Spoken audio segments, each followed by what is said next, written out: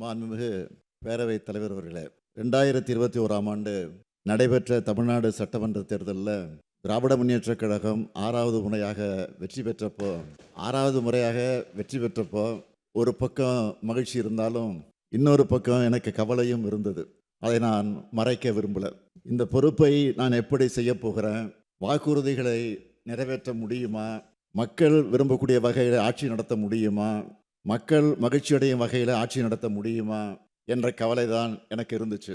முந்தைய 10 ஆண்டுகால அதிமுக ஆட்சியில் தமிழ்நாடு அனைத்து வகையிலும் அனைத்து துறையிலும் மிக மோசமான பின்னடைவை சந்தித்து மோசமான நிலையை அடைஞ்சிருந்துச்சு.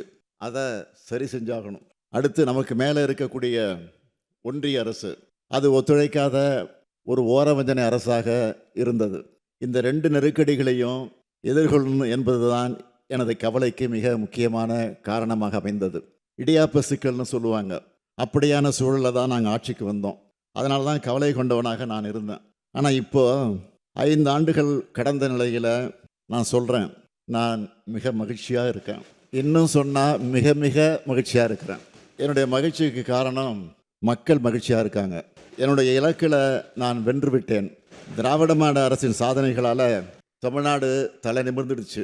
மக்கள் மனநிறைவு அடையக்கூடிய வகையில் ஆட்சியை வழங்கி கொண்டிருக்கிறோம். இன்றைக்கி தமிழ்நாடு மற்ற மாநிலங்களை விட அதிகம் வளர்ந்துருக்கு.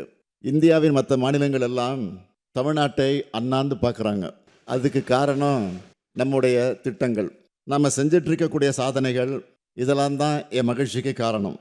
அடுத்து இன்னும் பெருமையோட கான்ஃபிடண்ட்டாக சொல்கிறேன், நாங்கள் அமைக்க போகிற திராவிட மாடல் 2.0 ஆட்சி எங்கள் சாதனைகளை நாங்களே விஞ்சும் அளவுக்கு இருக்கும்.